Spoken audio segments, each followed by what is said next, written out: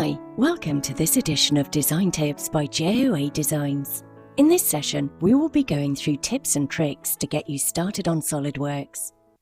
We'll be covering how to add and remove relations from a sketch, different ways to fully define a sketch, and troubleshooting sketch issues.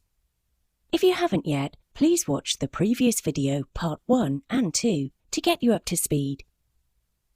How to fully define a sketch. We'll start by inserting a corner rectangle anywhere in the graphic area. What you can see is that the rectangle is blue, meaning the sketch is underdefined. To fully define this sketch, we need to use the Smart Dimension icon under the Sketch tab. Left-click on the horizontal line to add a dimension at 400 and on the vertical line to add one at 250. You can see the sketch still isn't fully defined.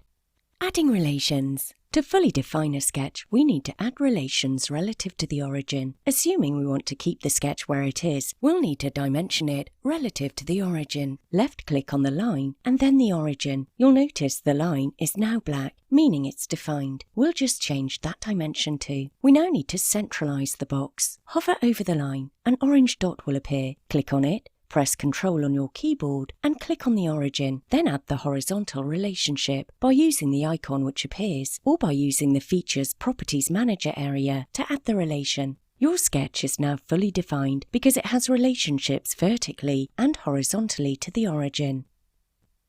Using a center rectangle inserted relative to the origin, and we dimension the vertical line at 400 and the horizontal line at 750. You can see that the sketch is now fully defined a lot quicker.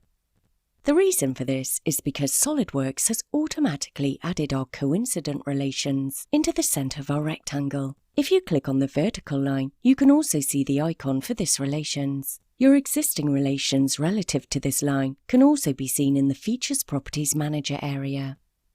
This also applies for your horizontal line and construction lines. Troubleshooting a sketch.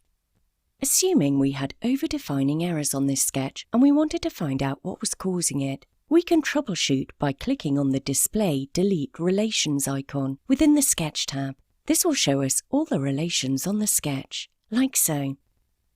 We can also have a look through our different relations options to try and troubleshoot sketch issues. And you can delete all relations if you want. Let's assume we delete all relations. We can revert back to how it was by using the Undo icon at the top of the program or by pressing Ctrl-Z. This will return all the relations back to the sketch.